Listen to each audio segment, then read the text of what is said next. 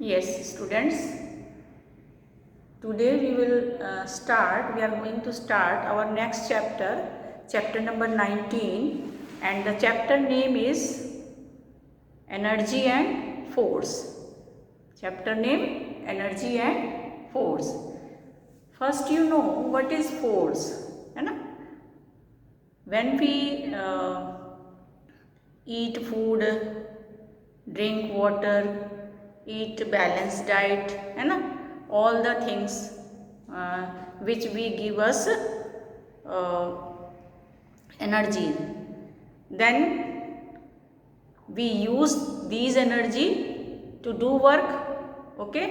कोई भी काम करने के लिए हमें एनर्जी की ज़रूरत पड़ती है, तो उसमें फोर्स क्या चीज़ है? What is force? Force means either a push or a pull, like anything push or anything pull. किसी चीज़ को धक्का देना या अपनी तरफ खींचना जिसमें कि हमें एनर्जी लगानी पड़ती है, उसको हम फोर्स कहते हैं. either a push or a pull is known as force. Here it is written. What is force? Force means either a push और a pull. Example, just example अपने डेली रूटीन में आप देखो, when you want to open the door तो you will apply force, है ना. जब आप कोई डोर को, दरवाजे को खोलना चाहते हो तो आप क्या करते हो? फोर्स को अप्लाई करते हो. कैसे करते हो? या तो वो डोर बाहर को खुलेगा या अंदर को खुलेगा, आप जिस साइड में हो. अगर वो बाहर को खुलेगा तो आप डोर को क्या करोगे? पुश करोगे जोर से. या फिर अगर वो इनसाइड को खुलना है तो आप उसको अपनी तरफ खींचोगे. तो या तो आप उसको पुश कर रहे हो या फिर आप उसको पुल कर रहे हो. दोनों में ही आपको फोर्स लगाना पड़ रहा है. तो that is known as force. अब फोर्स में क्या होता है? फोर्स एक ऐसी चीज़ है कि हम इसको देख नहीं सकते. We can not see the force, only we can feel. हम फोर्स को लगाते हैं तो ऑब्जेक्ट में क्या चेंज आ रहा है वो दिखाई देता है. फोर्स हम लगा रहे हैं वो हमें महसूस किया जा सकता है, बस उसे देखा नहीं जा सकता. Okay, we can not see force, feel the effect. Like हमने दरवाजे को खींचा या धक्का दिया तो हमने फोर्स को जो अप्लाई किया उसको फील किया कि दरवाज़ा जो है बंद हुआ या खुला और हमारी ताकत लगी. ठीक है, तो दैट इज कॉल्ड फोर्स. अब इस फोर्स से इफेक्ट्स ऑफ फोर्स जब हम अप्लाई करते हैं तो उसके क्या क्या रिजल्ट्स हो सकते हैं, कौन कौन से इफेक्ट्स हो सकते हैं, उसके बारे में हम डिस्कस करेंगे. For example, change the shape of any object. जब हम फोर्स को अप्लाई करते हैं किसी चीज़ पे तो उसके शेप में चेंज हो सकता है. It can be, it may be. For example, आपकी मम्मा जब चकले पे रोटी बेलते हैं तो पहले क्या लेते हैं? आटे का गोल पेड़ा, ठीक है, राउंड सा, और उसको चकले पे रख देते हैं. रखने के बाद जब वो बेलन उठा करके उस पर फोर्स अप्लाई करते हैं, कौन सा करेंगे apply?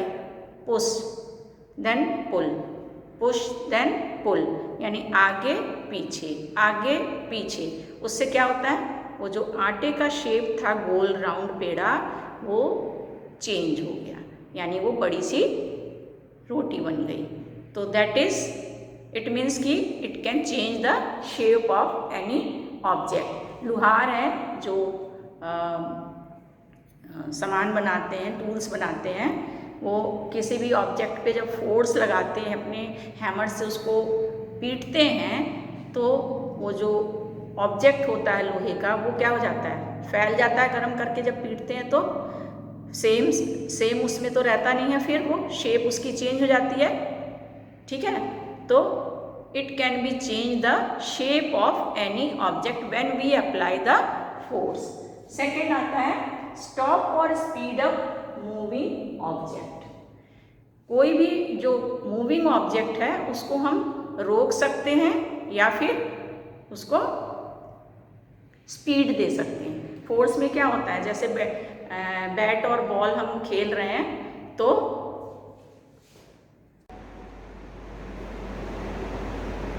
Yes, next point is it can also make the moving object stop और स्पीड अप। फोर्स जो है वो क्या करता है, कोई भी मूविंग ऑब्जेक्ट होता है उसको हम फोर्स के थ्रू या तो स्टॉप कर सकते हैं या फिर उसको स्पीड अप कर सकते हैं, यानी उसको और तेज भगा सकते हैं, किससे, फोर्स के थ्रू। फॉर एग्जांपल जैसे कि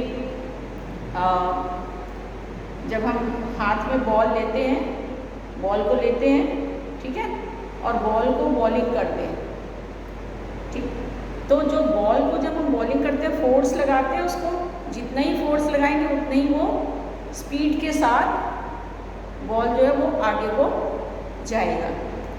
अगर हम थोड़ा धीरे कम फोर्स लगाएंगे तो वो धीरे जाएगा। चलो ये तो एक एग्जांपल हो गया।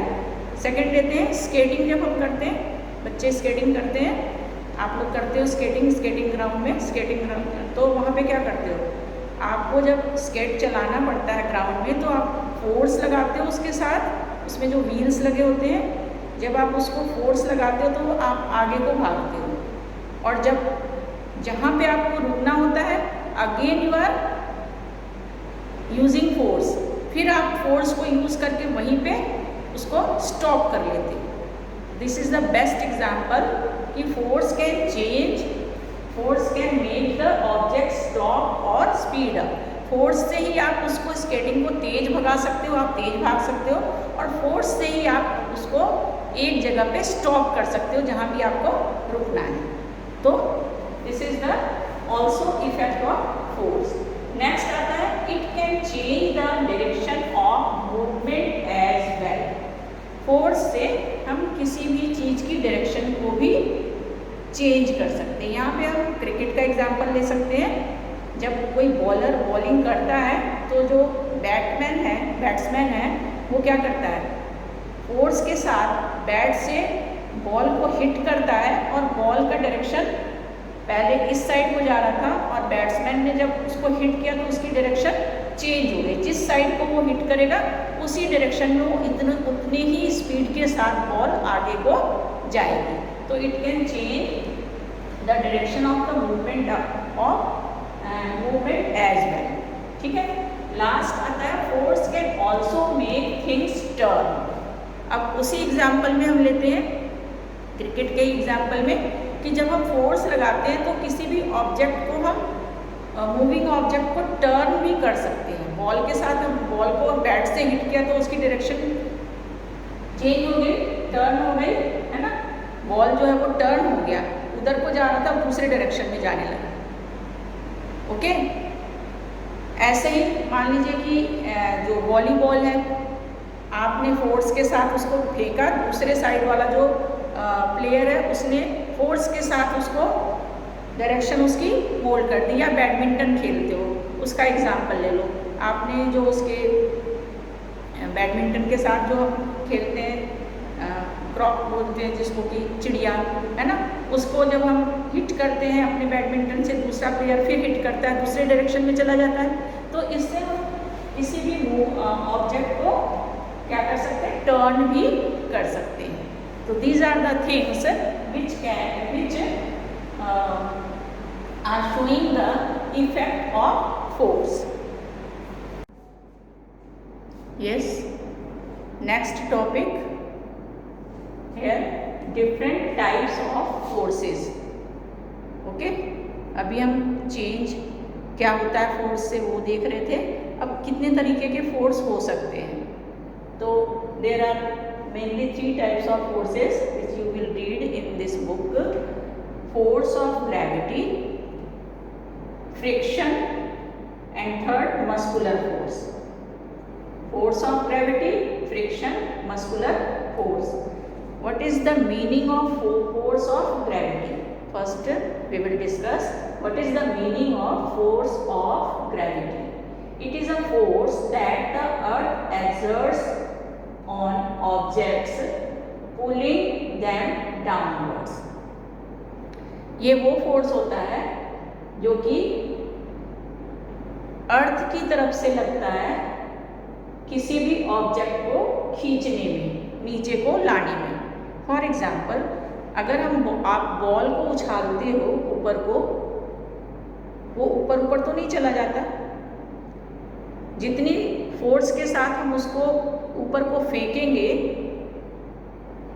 ऊपर कुछ हद तक जाकर के अगेन वो वापस नीचे को आता है due to the gravitational force, क्योंकि अर्थ में ग्रेविटेशनल फोर्स है जो कि किसी भी चीज़ को अपनी तरफ खींचता है।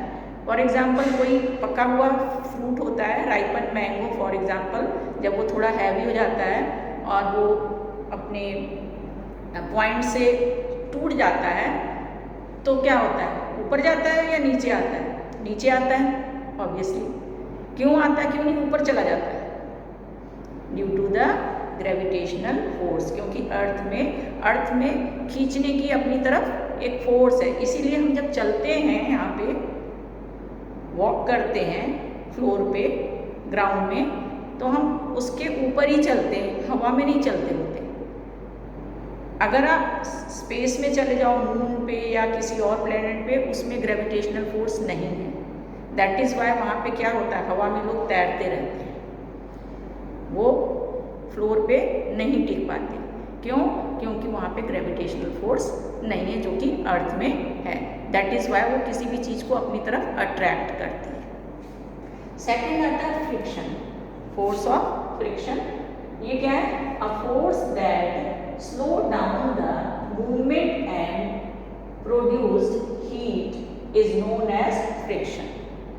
वो फोर्स जो कि किसी चीज़ को, जब हम फोर्स लगाते हैं और वो वाला फोर्स जो किसी चीज़ को क्या करता है, स्लो डाउन कर देता है। जैसे स्केटिंग ग्राउंड में आप स्केटिंग चलाते हो और जब कस के फोर्स लगाते हो तो आपकी स्केट क्या होता है, घिसटता हुआ रुक जाता है, घिसटता हुआ रुक जाता है और हीट निकलती है, उसमें से फ्रिक्शन होता है। तो उसको हम फ्रिक्शनल फोर्स बोलते हैं। जैसे हम गाड़ी चला रहे हैं स्पीड में और हमने ब्रेक लगाया, क्या होता है, पहिया जूम करके रुक जाता है और वहाँ पे हीट भी निकलता है, तो उसको हम फ्रिक्शनल फोर्स बोलते हैं। थर्ड आता है muscular force. What is the meaning of muscular force? Action of muscles. Muscular force में हम मसल्स का हमारे एक्शन होता है, उससे हम फोर्स लगाते हैं। It is required whenever the movement of body occurs. ये कब जरूरत पड़ती है? जब हमारे बॉडी में हम खड़े हैं तो हम कोई फोर्स नहीं लगा रहे, लेकिन अगर हमें चलना है, दौड़ना है, तो हमें फोर्स लगाना पड़ेगा। तो उसमें हमें हमारे जो मस्कुलर हैं वो काम करते हैं, हेल्प करते हैं, उनमें फोर्स लगाना पड़ता है। फॉर एग्जांपल, जैसे हमने कोई चीज़ उठानी है, नीचे से कोई हैवी चीज़ उठानी है, तो हम कौन सा फोर्स लगाएंगे? मस्कुलर फोर्स लगाएंगे। लिफ्ट करेंगे कोई चीज़ ऊपर, उसमें कौन सा फोर्स लग रहा है? Muscular force. या हम अपनी प्लेस पे बैठे हुए हैं, अब हमें खड़े होना है कहीं जाने के लिए, तो हम क्या करेंगे? उठेंगे अपनी जगह से, तो हमें फोर्स लगाना पड़ेगा, उसको बोलते हैं muscular force. Next topic of this chapter is energy. Energy, what is energy? Just assume if you are not eating food, अगर आप खाना नहीं खाते हो तो क्या आप डेली रूटीन के काम कर लोगे? अगर आप खाना बंद कर दो तो क्या आप डेली रूटीन का काम कर सकते हो? भाग सकते हो, दौड़ सकते हो, चल सकते हो, फिर सकते हो? No. Why? Because food give us energy to do work. तो इसको हम ऐसे बोल सकते हैं, energy is the ability to do work. Energy is the ability to do work. Energy एक ऐसी योग्यता है जो हमें काम करने को में हेल्प करती है। अब वो एनर्जी किससे आती है? अभी हमने बात किया फूड से। अगर हम खाना बंद कर दे तो हमें एनर्जी नहीं मिलेगी, खाना और पानी। तो that is why energy is the ability to do work, and without food we cannot get energy. अब कितने तरीके के एनर्जी हो सकते हैं। एक तो हमें फूड से एनर्जी मिलता है, जो कि हमें दिखाई देता है कि हम खाना खाते हैं और हम एनर्जेटिक हो जाते हैं और फिर हम अपना काम कर लेते हैं। तो there are different forms of energy, different form में एनर्जी हमारे चारों तरफ दिखाई देती है। First is chemical energy, second light energy, third sound energy and fourth heat energy. These are the main forms of energy: chemical, light, sound and heat. अब what is chemical energy? Food has chemical energy. जो हम खाना खाते हैं उसके अंदर खाने में से जो हमें एनर्जी मिलती है उसको हम बोलते हैं chemical energy. Second form of energy is light energy. अब लाइट एनर्जी क्या होती है? Our eyes need light to see objects. हमारी आँखों को किसी भी चीज़ को देखने के लिए लाइट की ज़रूरत पड़ती है। Okay, light carries information from the world to our eyes and brain. Light से ही हम किसी ऑब्जेक्ट को देख सकते हैं और जब हम देख सकते हैं अपनी आँखों से तो उससे हमें उस चीज़ के बारे में इंफॉर्मेशन मिलती है आँखों के थ्रू और वो फिर ब्रेन तक पहुँचता है। तो that is why our eyes need light to see object. हमारी आँखों को किसी भी चीज़ को देखने के लिए लाइट की ज़रूरत। अगर आप डार्क रूम में चले जाओगे तो क्या आप चीज़ों को देख सकते हो? डर जाओगे, भिड़ जाओगे किसी चीज़ से। You can't see anything. अगर डार्क लाइट है, बिल्कुल अंधेरी रूम में अंधेरा है, रात का समय है और अगर वहाँ पे लाइट पड़ रही है, चाहे वो सन की लाइट है या बल्ब की लाइट है या फिर टॉर्च है या फिर कैंडल है, then you can see the things कि ये टेबल है, ये चेयर है, ये पेंसिल है और उसके बारे में आपको पता चलता है कि ये भी टेबल है, ये इस शेप का है, ये बुक है, कौन सी बुक है। तो उसमें फिर दो तरीके के ऑब्जेक्ट्स हो सकते हैं, ल्यूमिनस ऑब्जेक्ट और नॉन ल्यूमिनस ऑब्जेक्ट। अब जब हम लाइट की बात कर रहे हैं तो टू टाइप्स ऑफ ऑब्जेक्ट है। उसमें sun is the main source of heat and light. जो नेचुरल चीज़ है हमारे पास, लाइट का सोर्स है, दैट इज सन। उसमें भी एनर्जी होती है, तभी हमें हीट मिलती है, गर्मी मिलती है और साथ में हम किसी चीज़ को देख सकते हैं।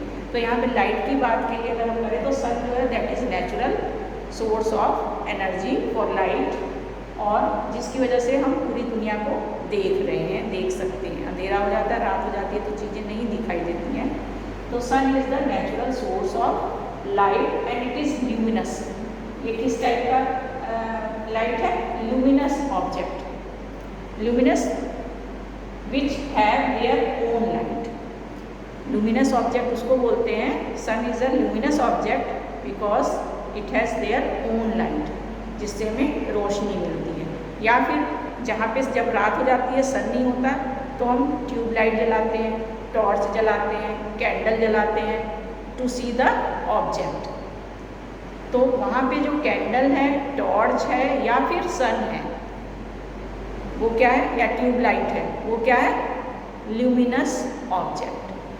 नॉन ल्यूमिनस ऑब्जेक्ट ठीक उसका उल्टा, जिसकी खुद की अपनी लाइट नहीं होती, the thing which have do not have their own light. वो ऑब्जेक्ट जिसके पास अपनी खुद की लाइट नहीं होती, उसको देखने के लिए उस पर ल्यूमिनस ऑब्जेक्ट का, रोशनी का फॉल डाउन होना चाहिए। फॉर एग्जाम्पल जैसे बुक है, अगर हम अंधेरे में रख दें तो we can not see. Torch को जला देंगे तो टॉर्च दिखाई दे रहा है। सन अपने आप में ल्यूमिनस ऑब्जेक्ट है, ट्यूबलाइट अपने आप में ल्यूमिनस ऑब्जेक्ट है क्योंकि वो खुद ही जल रहा है। लेकिन अगर हम लाइट को, ल्यूमिनस ऑब्जेक्ट को हटा दें तो हम बुक को देख सकते हैं, पेंसिल को देख सकते हैं, चेयर को देख सकते हैं। इसकी खुद की अपनी लाइट नहीं है। इसको देखने के लिए हमें किसी दूसरे लाइट एनर्जी की ज़रूरत पड़ती है। That is why it is known as non luminous object. Now we will talk the properties of light, यानी कि लाइट की क्या प्रॉपर्टीज़ होती हैं, उसकी क्या खासियत होती है, उसमें क्या होता है। ठीक है, it travels in the straight lines. Light हमेशा किधर को ट्रेवल करती है, सीधी लाइन में। जैसे सन की लाइट है वो सीधे आती है, अगर क्लाउड्स आ गए तो आप देखो लाइट वहाँ से रुक जाती है, उसके नीचे शेड आ जाता है और लाइट जो इधर उधर बिखरने लगती है। ठीक है, दूसरा एग्जांपल लेते हैं। टॉर्च जलाया हमने और टॉर्च को जला करके यूँ फोकस करेंगे तो बिल्कुल स्ट्रेट में उसकी लाइट जाएगी और सामने वाला पोर्शन जो है वो वहाँ पे लाइट दिखेगी, आसपास वाले में कम लाइट दिखेगी। अगर उसको हम पाइप के साथ अटैच कर दें, टॉर्च को किसी पाइप में लगा दें, तो उस पाइप के ज़रिए वो सीधी लाइट दूसरे साइड में जाएगी। और अगर हम उसी पाइप को बेंड कर देते हैं, फॉर एग्ज़ाम्पल ऐसे पाइप जा रही है और इसको हम यहाँ से बेंड कर दिया और इधर टॉर्च लगा दिए, तो वहाँ से लाइट नीचे से होके नहीं जाएगी, वहीं रुक जाएगी वो लाइट। स्ट्रेट गई, अब चूँकि पाइप बेंड हो गया है तो उसके नीचे लाइट जाएगी, नीचे घूम के जाएगी लाइट? नो, क्योंकि it always travel straight lines. हमेशा कैसे ट्रेवल करती है? Straight line. दूसरी प्रॉपर्टी है a shadow is form when an object blocks the path of light. इसके लिए आप you can do at your home, आप सन की लाइट में खड़े हो जाइए डे टाइम में और थोड़ी देर तक खड़े रहिए। सन अर्थ चूँकि मूव करती है तो क्या होगा, धीरे धीरे आप करके देख सकते हो कि आपकी शैडो उसके अपोजिट, अगर सन आपके पीछे है तो आप सन की जो लाइट है उसको आपके बैक ने रोक लिया, ब्लॉक कर दिया। दैट इज़ वाई आपकी शैडो किधर पड़ रही है? आपके फ्रंट में। धीरे धीरे सन जो है सन नहीं मूव कर रहा, अर्थ मूव करते करते सन का डायरेक्शन जो है आपके फेस पे आ गया। ठीक है, अब आपके फेस से पे लाइट पड़ रही है और आपका जो फ्रंट हिस्सा है उसने लाइट को रोक लिया। That is why shadow will be formed where of the back side. ठीक है, तो ये एक नेचुरल सी बात है कि जब भी लाइट पड़ती है तो जहाँ से वो रुकती है, जहाँ पे वो जिस चीज़ से वो ब्लॉक होती है उस चीज़ की शैडो उसके अपोजिट डायरेक्शन में पड़ती है। ठीक है, तो जो भी लाइट है, या फॉर एग्जांपल अगर आप रात में लाइट के सामने खड़े हो जाओ तो आपकी जो जिसको आप शैडो यानी परछाई बोलते हो, छाया बोलते हो, वो आपके पीछे साइड में बनेगा जिधर लाइट नहीं पड़ रही। क्यों? क्योंकि लाइट एक एनर्जी है जिसकी वजह से आप दिखाई दे रहे हो, आपका फ्रंट दिखाई दे रहा है, आपका बैक नहीं दिखाई दे रहा। दैट इज़ वाई जिधर जिधर से लाइट निकल रही है उधर उधर तो लाइट पड़ रही है, जो पोर्शन ने लाइट को ब्लॉक कर दिया वहाँ पे आपकी शैडो बन जाए। थर्ड आता है sound energy. Sound energy, it is a type of energy made by vibration. Sound energy क्या होता है? ये वो एनर्जी है, एनर्जी का टाइप है जो कि वाइब्रेशन से पैदा होता है। हम बोल रहे हैं, हमारी साउंड आप तक पहुंच रही है, इसमें वाइब्रेशन हो रहा है। ठीक है, फॉर एग्जांपल क्लैपिंग करते हैं, क्लैप किया, ठप की आवाज़ आई। ठीक है, तो इसमें होता क्या है कि जो साउंड है उससे जब हम किसी चीज़ को ज्वाइंट करते हैं कस करके, या हम बोल रहे हैं, या एग्जांपल ले लीजिए कि जो म्यूज़िकल इंस्ट्रूमेंट होते हैं, चाहे वो सितार हो, गिटार हो, जो तार वाले होते हैं, वायर वाले, या फिर ढोलक, तबला, हारमोनियम, इसमें से साउंड निकलती है, वो भी वाइब्रेशन के कारण निकलती है। क्यों? क्योंकि जब आवाज़ निकलती है, वो जब बाहर निकलती है उससे जो एयर होता है, एयर के जो पार्टिकल्स होते हैं वो बिखरते हैं और वो बम्प करते हैं। जहाँ तक वो आपकी आवाज़, मान लीजिए हम धीरे बोल रहे हैं तो इस रूम तक सुनाई देगी, आगे नहीं सुनाई देगी, क्योंकि वहीं तक का एयर जो है वाइब्रेट हो रहा है। अगर हम जितना ज़ोर से बोलेंगे उतनी दूर तक हमारी आवाज़ जाएगी, यानी कि जो एयर पार्टिकल्स हैं उतनी दूर तक वाइब्रेट होगी। क्लियर? ऐसे ही जो इंस्ट्रूमेंट्स होते हैं उसको जितनी ज़ोर से हम उसके वायर को हिलाएंगे उतना ही उसमें वाइब्रेशन होगा, उतनी ही दूर तक उसके एयर पार्टिकल्स जो हैं वो वाइब्रेट होंगे और जिसकी वजह से उसमें से साउंड उतनी दूर तक पहुँचेगी।